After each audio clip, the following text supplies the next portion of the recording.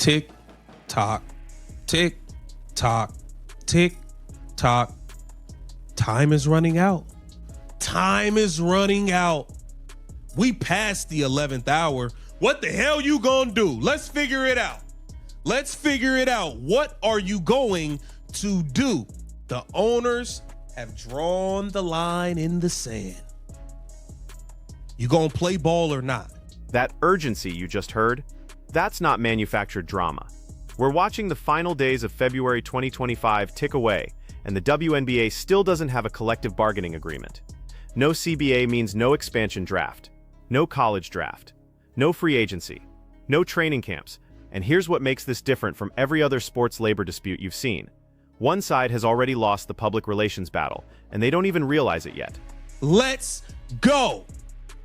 WNBA players are basically holding Caitlin Clark hostage against the fan base at this point because these veterans want to use the young players for more money. They are asking for things they would not be asking for, or they damn sure wouldn't be acting all tough about if Caitlin Clark didn't come here and bring all of these fans and all of these numbers.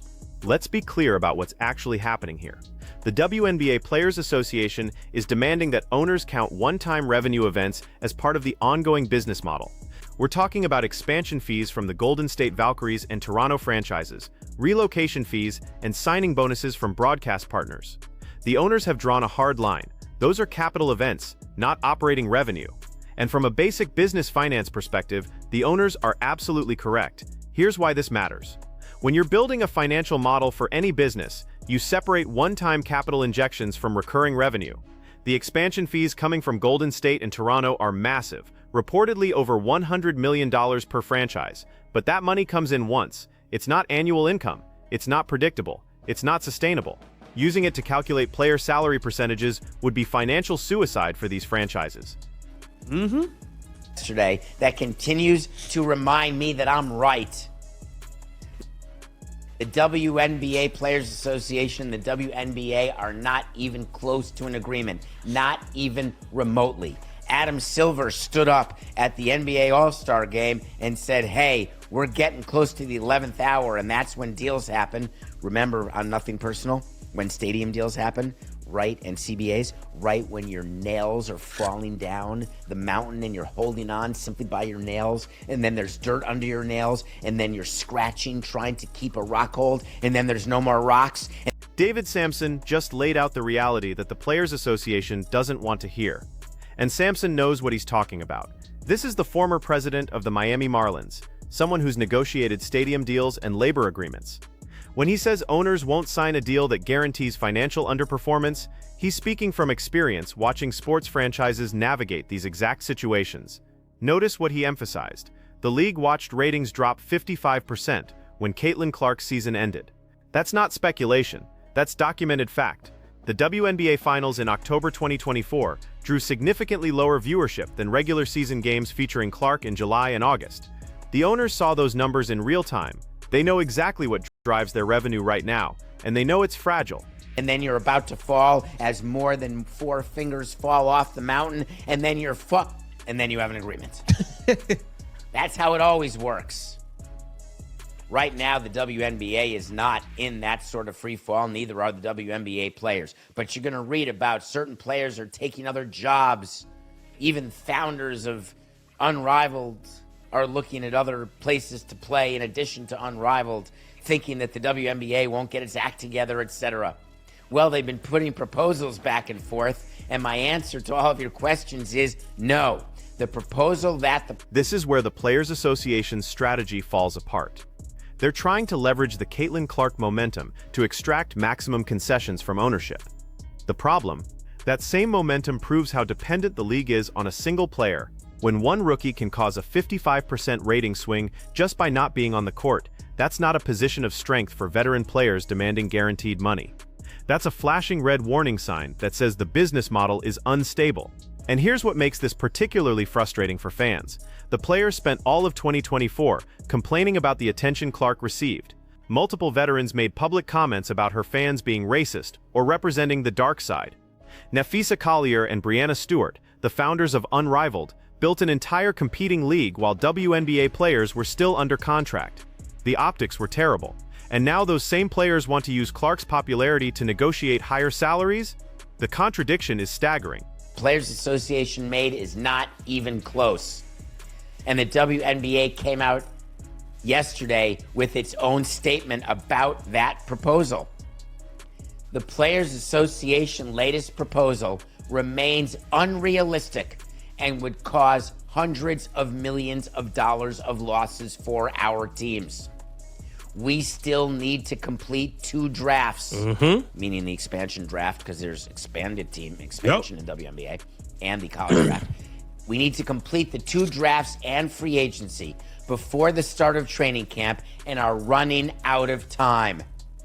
We believe the WNBA's proposal would result in a huge win for current players and generations to come. Do you like that? Do you think that quote was meant for you or for the players? Just curious. Do you think the WNBA is interested in winning the PR battle right now? No. Listen carefully to what the WNBA's official statement actually said. The Players Association's latest proposal would cause hundreds of millions of dollars in losses for the teams. Not reduce profits, not limit growth, cause losses. That means the proposal would put franchises in the red, operating at a deficit, burning through capital just to meet payroll. No business owner in any industry would sign that deal. It doesn't matter if you're running a basketball team or a coffee shop. If the labor agreement guarantees you'll lose money, you don't sign it. You can't sign it. Your fiduciary responsibility to your investors won't allow it. And the timeline pressure is real. The league needs to complete 2 drafts before training camps start. The expansion draft has to happen first, so Golden State and Toronto can build their rosters. Then the college draft brings in the 2025 rookie class. Then free agency allows players to move between teams. All of that has to happen in sequence, and all of it requires a CBA to be in place. We're not talking about a soft deadline that can slide a few weeks. This is a hard operational requirement. There is no PR battle. There is nothing of any concern publicly about the WNBA, and that should concern owners of the WNBA, and it should concern players in the WNBA. That the talk that surrounded Caitlin Clark, the excitement, the juice surrounding women's basketball it's coming out of the balloon. If you think that owners are going to sign a deal where they are guaranteeing an amount of money to their players that will guarantee financial underperformance for these assets, then you it's financial suicide. They watched the ratings drop by 55% because one player was gone. What are y'all talking about? obviously don't understand business. Will there be a compromise at the 11th hour? You certainly would like to think so, but a compromise that is not weighted toward the owners is not going to happen. Sampson's right about the PR battle, but he's missing one critical detail. There is no PR battle because the players have already lost it. Go read the comments on any WNBA social media post about the CBA negotiations. Go check the replies on Twitter when Players Association President Nneka Ogwumike posts updates. The fans aren't supporting the players. They're furious with them. Why? Because the average WNBA fan watched what happened in 2024. They saw veterans flagrant foul Caitlin Clark. They heard DeJounte Carrington mock Clark's fans. They watched Chennedy Carter body check her away from the ball and then refused to answer questions about it. They listened to players complain about media attention while simultaneously demanding more money because of increased media attention. The cognitive dissonance was overwhelming, and now the Players Association wants those same fans to support their negotiating position? The fans who were called racist for supporting Clark?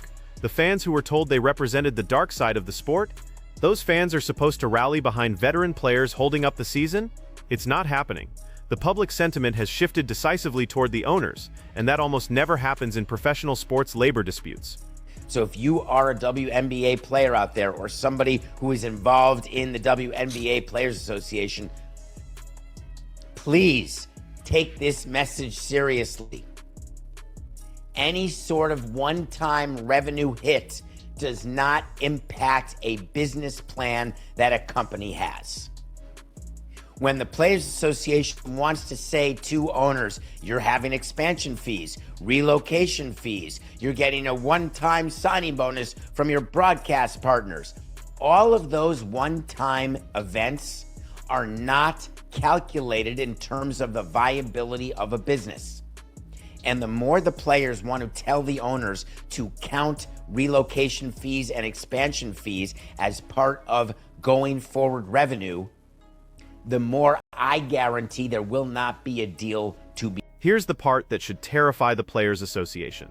Adam Silver just gave them a deadline.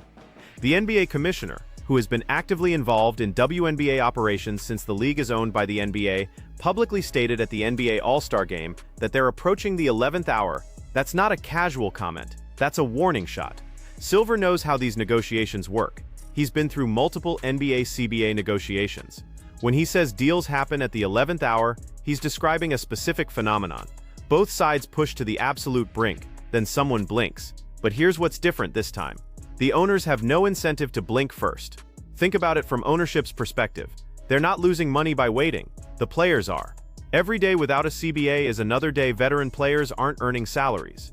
Every week that passes is another week closer to players missing paychecks. The owners can wait. They have capital reserves. They have other business interests. Many of them own NBA franchises that are printing money. Time is on their side. Have lost public support. Nobody's siding with them anymore. Lock their asses out. Move forward with replacement players and Caitlin Clark. Keep that between me and you. Keep that between me and you. Nobody else heard that convo. Okay?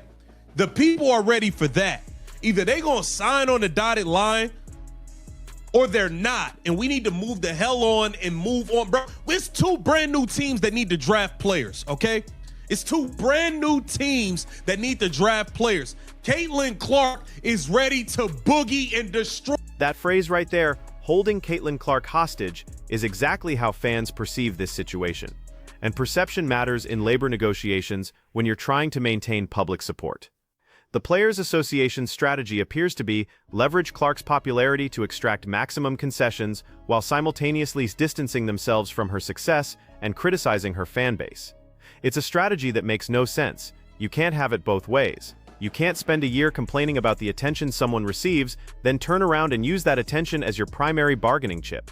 Well, you can try, but don't be surprised when the public sees right through it. And the owners know this. They're watching the same social media comments everyone else is seeing.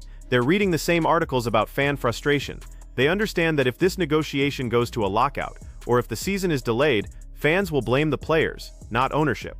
That's an incredibly powerful position to negotiate from. So here's where we actually are in late February 2025.